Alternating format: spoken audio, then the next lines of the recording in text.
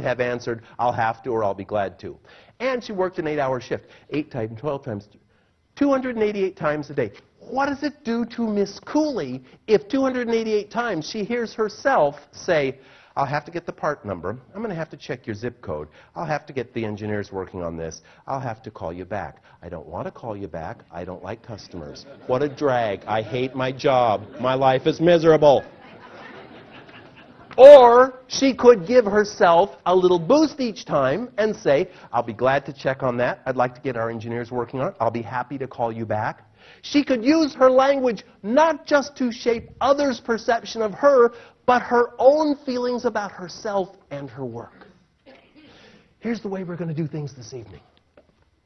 In that auditorium next door is a bunch of losers. We're an auditorium full of winners. Now, if you had a bunch of microphones descend from the ceiling in this auditorium and in that auditorium, and you compared the way people here speak and the way people there speak, you'd notice some striking differences. In fact, I've made it my professional mission to identify and catalog the differences between the word choices of winners and losers.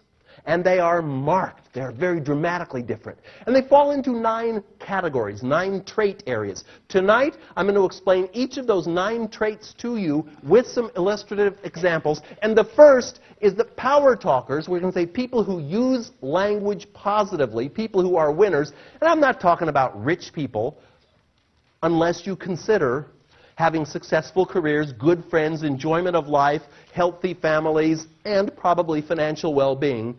That whole thing is what creates wealth in our lives. Wealthy people and poor people, winners and losers, talk differently. The first trait of winners, the first language trait, is that they project positive expectations.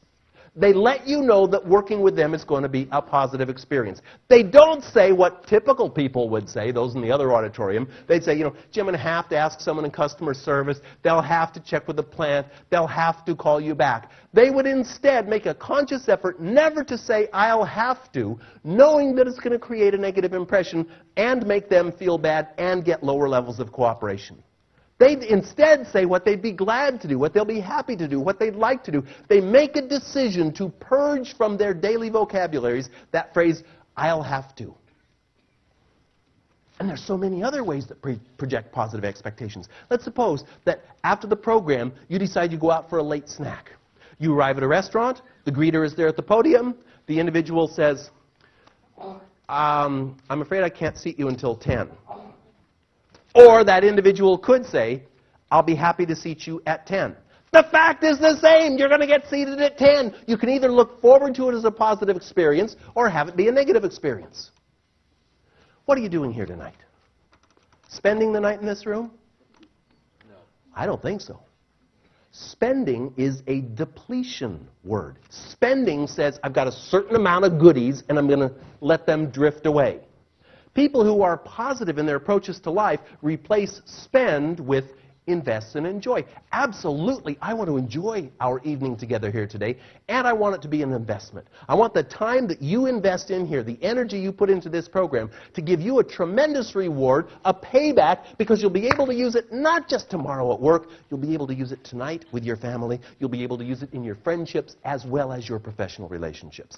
Power talkers are people who project positive expectations. They say what they can do, not what they can't. They talk about how they want to enjoy and invest their time, not spend their time. They talk about what they'll be glad to do, not what they'll have to do. Now, as I said at the outset, this is not just about your professional life. It doesn't just apply to what you say at work. In fact, how many people here are parents? Anybody have middle school age kids or elementary school? Okay. I'm a very proud dad of a 13-year-old girl who I'm raising on my own. And I remember when Kelsey was 6, taking her to a museum in Seattle, and as we pulled up outside the museum to park, she looks down, there's an ivy planting strip beside the curb there, and she looks down and she goes, Dad, look! And she was all elated. Can't see? Oh. Yeah, I'm sorry, here. It was kind of like this. Dad, I got lucky. And my first reaction instantly, I do hear the phone ringing, and I want to take issue with something Michael said earlier. He said they're absolutely prohibited in this room. That is not the case. However, when your phone rings, would you hold it up before answering so I can get over with the microphone? Because we would all like to jointly critique the conversation.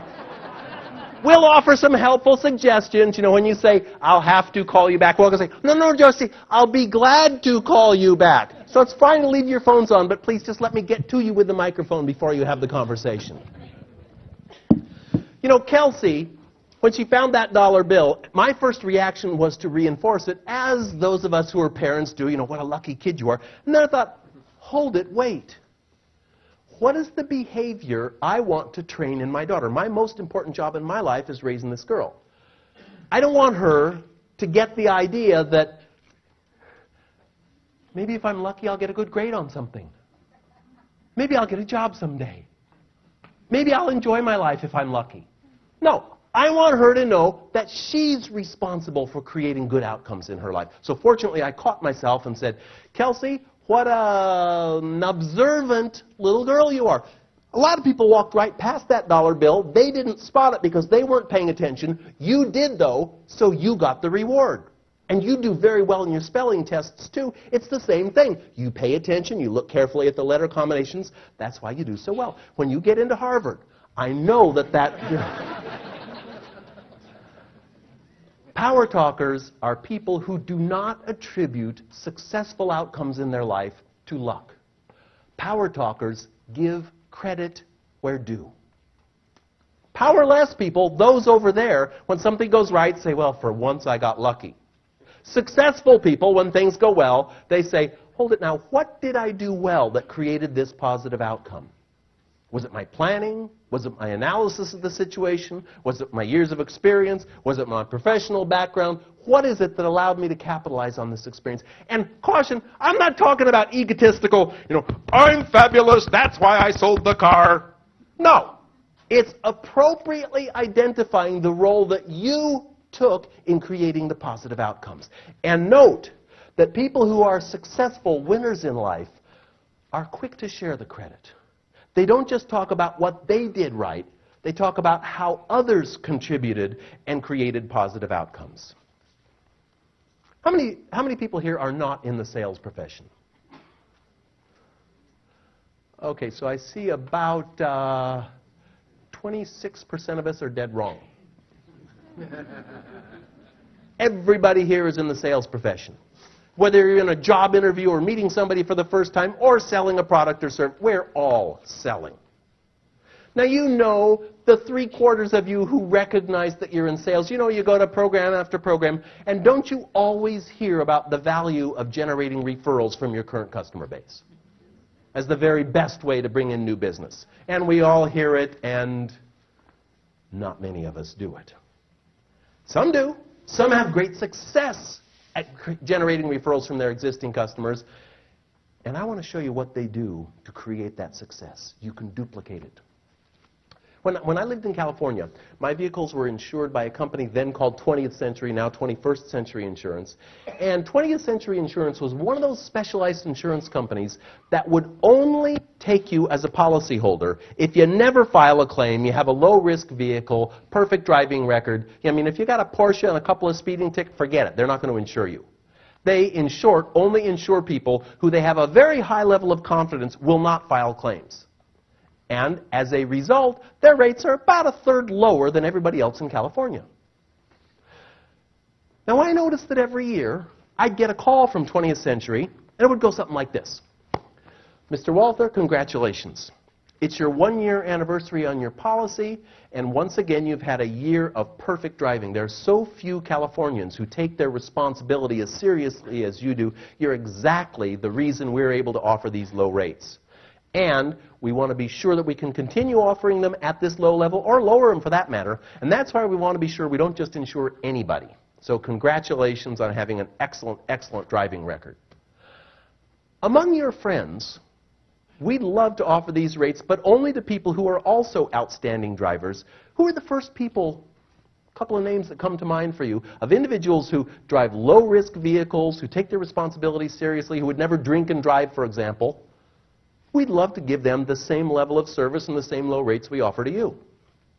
I said, Pete Schweitzer.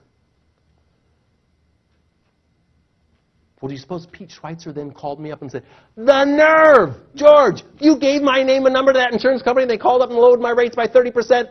How dare you?" Of course not. He was thrilled. I was delighted to be their customer. I was happy to spread the savings to my friend. It created a positive outcome for him and also for the insurance company. But let's take that call apart. They didn't say, "Well, we're on a referral campaign and we've gotten up to the W's." No, they started off by giving credit where due. That is, they identified the first step to gathering referrals is to give credit where due. They identified what was it that made me a good customer. Okay, do any of you have customers you wish you didn't have? Okay, don't ask them for referrals. Their friends will all be just like them. You don't want them. But let's suppose you decided for once and for all that you really would go capture referrals. Let's say you just decided to identify your top 10% of your customers. Maybe it's the people who always pay on time, who are a pleasure to deal with, who trust your advice and judgment, who make good decisions, the people who value your relationship. If you identified the profile of what makes for your top tier of your very best customers, wouldn't it make sense to call them and say, "You are among my very best customers. What I notice and appreciate about you is that you're always punctual with your payments, you're a pleasure to deal with, you're always friendly, you return my calls, you give me ideas that help us grow. You're exactly the kind of customer we would love to have more of." Start by offering credit where due. Second step, as with 20th century, be specific about who you're after in terms of referrals. Not, "Gee, can you think of anybody who would be a possible customer for us?" No, what they did with me is say, "Among your friends, who are the first couple of people who come to mind when you think of very safe drivers who would never drink and drive, who take their responsibilities seriously?" In other words, it's kind of a fill-in-the-blanks approach. You tell your current customers what you love about them and what you wish you had more of in others, and let them fill in the blanks. And the third step, and this is an important one, is to make sure that as you ask for these referrals, you provide some appreciation or incentive for doing so. In my case, they explained that my rates would stay low if they could make certain that they insured other policyholders like me who were low risk, who were probably never going to file a claim. Point out why it is in your customers' best interest to have them supply you with referrals so you can continue to grow your business with customers like them. Power talkers are people who give credit where due. I'd like you to write 3 R's in this section of your notes, please. 3 R's, because my company name is Speaking from Experience. I view my role with you here today is that I go through my life paying attention to the experiences that happen to me, looking for lessons I can learn from them, looking for how can I write a story about this, how can I explain it to an audience, how can I, as a typical customer, how can I say what affects me positively, what can I pass along to others. And so I'm paying attention. I use what I call the 3R system. First R.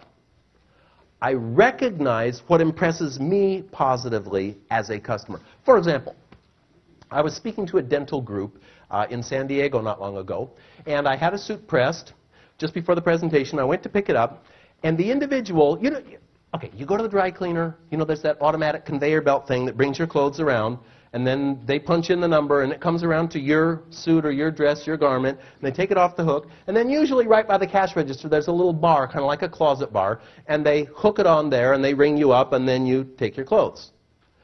This guy in San Diego, though, I noticed that as he took the clothes off the rack, when he went to that hanger bar, he turned it around and hooked it from the back. And I thought, wait a minute, he's doing that to make it easier for me to lift him and go. And I noticed what he was doing, I recognized it, and 2R, I rewarded it, because I said, "Hey, I see what you just did. Of all the times I've been to a dry cleaner, I've never before had somebody do that. You took the extra trouble to turn that hanger around and hook it so that it would be easier for me. Wow, thank you." That guy almost started crying. I'm not kidding. He said, oh, you... And he happened to be of Arabic descent, and he had a heavy accent, and he said, I do this for all my customers. Nobody ever noticed. Oh, I'm so glad. Thank you. It was like we were going to